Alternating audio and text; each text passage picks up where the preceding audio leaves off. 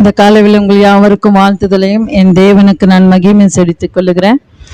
இந்த நாளில நான் உங்களோடு கூட பேசுகிற தேவனுடைய வார்த்தையானது ஏசப்பா சிலுவையில சொன்ன 7 வார்த்தைகளை குறித்தும் அதனுடைய தன்மைகளை குறித்தும் அதனுடைய தாற்பயத்தை குறித்து நான் உங்களோடு பேச விரும்புகிறேன். இன்றைக்கு பார்க்கும்போது நமக்கு இந்த ஏப்ரல் மாதம் வந்தாலே வருஷம் நம்மளுக்கு என்னன்னாக்க புனித வெள்ளி வருது, ஏசப்பாவினுடைய உயிர்த்தெழுந்த நாள் வருது. வருஷம் நம்ம இதை என்ன செஞ்சுருக்கிறோம், கொண்டாடிட்டு வரோம் இல்லைங்களா? பாரம்பரியமாக கொண்டாடிட்டு வரோம். ஆனால் அதில் இந்த 7 நாள் 40 நாள் எல்லாரும் உபவாசம் இருக்கிறாங்க. இந்த 40 நாள் உபவாசம் இருக்கிறாங்க. அதே போல் கறி மீன் இந்த மாதிரி எல்லாம் என்ன செய்கிறாங்க, சாப்பிட்றதில்ல. இந்த 40 நாட்கள் மட்டுமே தான் அவங்க என்ன செய்கிறாங்க, அப்படியாக இருக்கிறாங்க. ஆனால் அந்த 40 நாட்கள் முடிந்த பின்பு என்ன செய்கிறாங்க, மறுபடியுமாக பழைய நிலைக்கே தானே திரும்புகிறாங்க. பழையபடி கறிமீன் சாப்பிட்டுக்குவாங்க. எல்லாமே அந்த உபவாசம் இருக்காது, எல்லாமே மறுபடியும் பழைய வாழ்க்கைக்கே திரும்புவாங்க. இதனால் ஏதாவது ஒரு பிரயோஜனம் உண்டா? அதே போல் இந்த குட் ஃப்ரைடே நாட்களில் புனித வெள்ளி அன்றைக்கு 7 வார்த்தைகளை குறித்து அநேக சபைகளில் அநேகர் ஒவ்வொரு வார்த்தைகளை குறித்து பேசுவாங்க இல்லைங்களா? அப்போ பேசும்போது அந்த வார்த்தையினுடைய தாற்பயத்தை குறித்து நமக்கு தெரியுமா?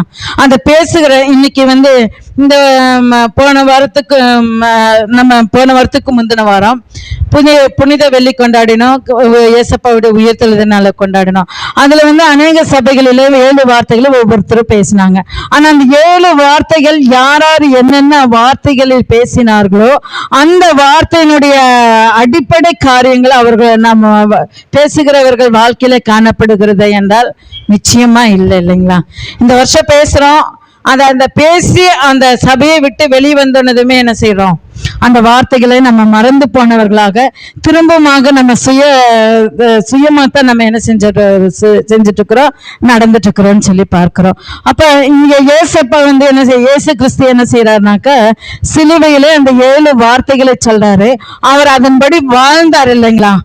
அவர் அதன்படி வாழ்ந்து காட்டி அதுக்கப்புறம் தான் அந்த சிலுவையில தன்னுடைய ஏக்கத்தை தன்னுடைய காரியங்களை அவர் நம்மளும் கடைபிடித்து வழி நடக்கும்படியாக தம்முடைய வாழ்க்கையை நமக்கு பாடமாக வழியாக காண்பித்து போனார் இல்லைங்களா?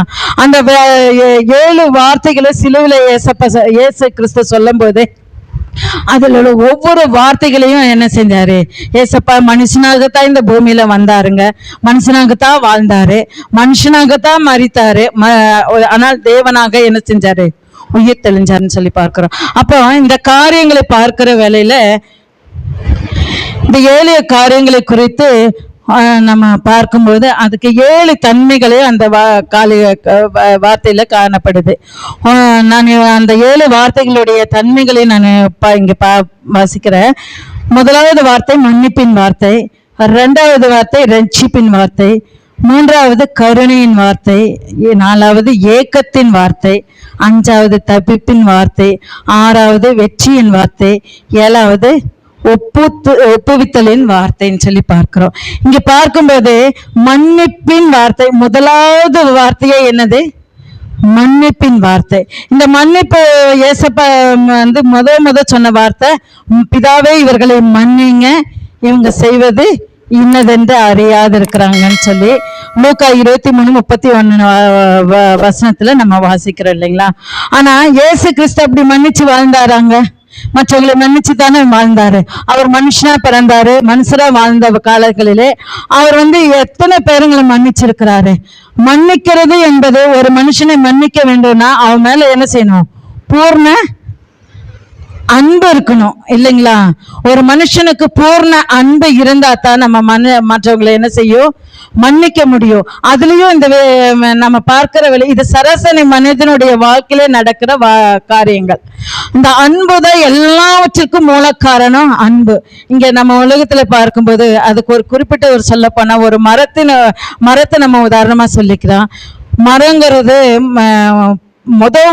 ஒரு மரத்துல இந்த 7 வார்த்தைகளும் எப்படி கிளைகள் கனிகள் பூக்கள் இலைகள் வேறு இருக்குதோ அது போலதாங்க முதல் வார்த்தையே மன்னிப்பின் வார்த்தை.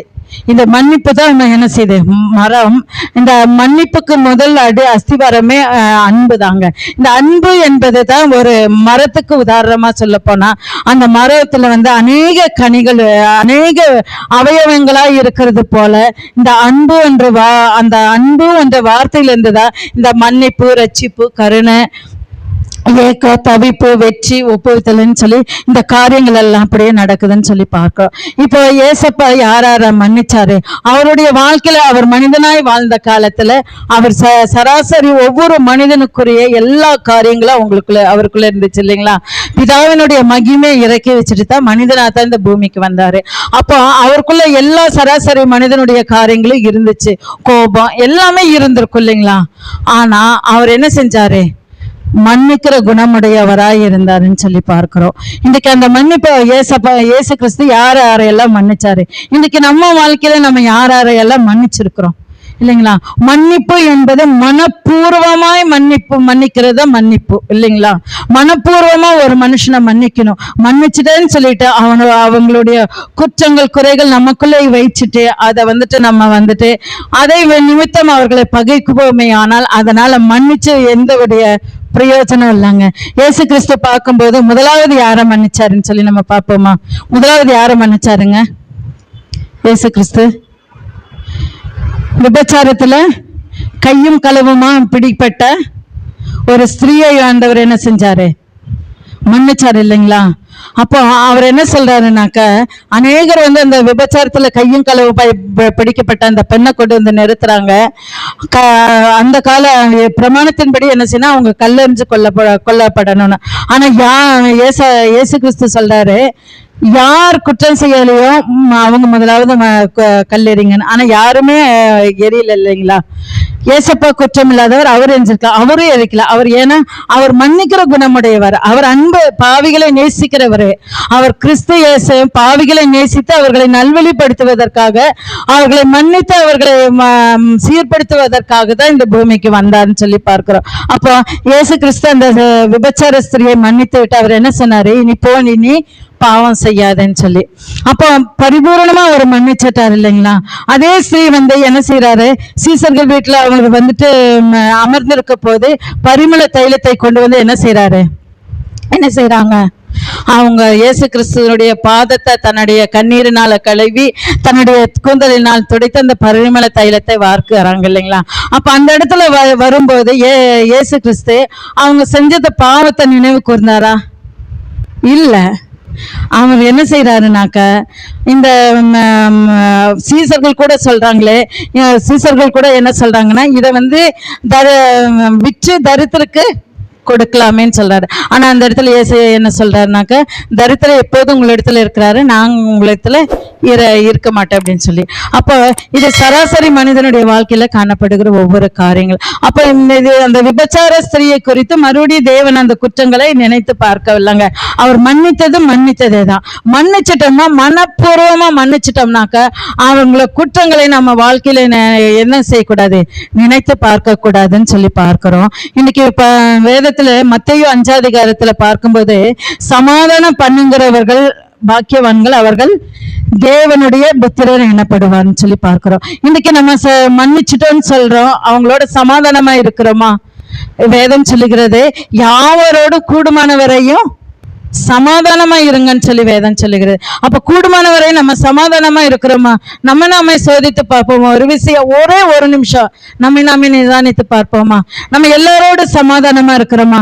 எல்லாத்தையும் மன்னிச்சுட்டு, எனக்கு விரோதமா நமக்கு விரோதமா பாவம் செஞ்சவங்கள, நமக்கு விரோதமா குற்றப்படுத்தினவர்களை, நமக்கு விரோதமா யார் என்னென்ன காரியங்கள் செய்தாங்களோ அவங்களை எல்லாம் மன்னிச்சுட்டோம்னு சொல்லி வாயளவுல சொல்றோம். ஆனா அவங்க செய்த குற்றங்களை நம்ம மனசுக்கு நினைவு கூர்ந்துட்டு தான் இருக்கிறோம். ஆனா அவங்களோட நம்ம என்ன செய்யல? சமாதானமா இல்ல. அது மன்னித்ததற்கு அடையாளமா? இல்லங்க. ஒரு நாள் அது மன்னித்ததற்கு அடையாளம் இல்லை. அவருடைய வித்தா இருக்கிற நம்ம, அவருடைய குணாதிசயங்கள், அவருடைய சாயல் நமக்குள் காணப்படணும்னா, நம்ம இயேசு கிறிஸ்து எப்படி மன்னித்தாரோ அதே போல என்ன செய்யணும்? நம்ம மன்னிக்கணும்னு சொல்லி நம்ம பார்க்கிறோங்க. மன்னிப்பு தாங்க எல்லாத்துக்கும் முதல் காரணம். அந்த மன்னிப்பு அன்பின் துவக்கத்துல இருந்து தாங்க, அன்பினால தாங்க உண்டாகுது. அதனால இந்த காலை வேளையில அது மாத்திரம் இல்லைங்க, இயேசு கிறிஸ்து ரெண்டாவதாக யாரை மன்னிச்சாருங்க? அடுத்ததாக நம்ம அவரோடு கூட இருந்தாங்க யாரு? அவரை காட்டி கொடுத்த யூதாஸ் காரியத்து. அவர் அவரோடு கூட தான் இருந்தாரு. அவன் காட்டி கொடுப்பான்னு ஏசப்பாவுக்கு தெரியும். தெரிஞ்ச போதிலும் அவர் என்ன செஞ்சாரு? அவர் குற்றப்படுத்தினாரா? நீ என்னை காட்டி கொடுக்கிறவன் சொல்லி குற்றப்படுத்தினாரா? அல்லது மற்றவங்க கிட்ட யூதாஸ் காரியத்தை தான் என்னை காட்டி கொடுப்பான்னு சொல்லி சீஷர்களுக்கு கூட என்ன செய்யல தெரியலங்க. அது அவர் யூதாஸ் காரியத்தை தன்னை காட்டி கொடுத்த போதிலும் அவரை என்ன செஞ்சாங்க?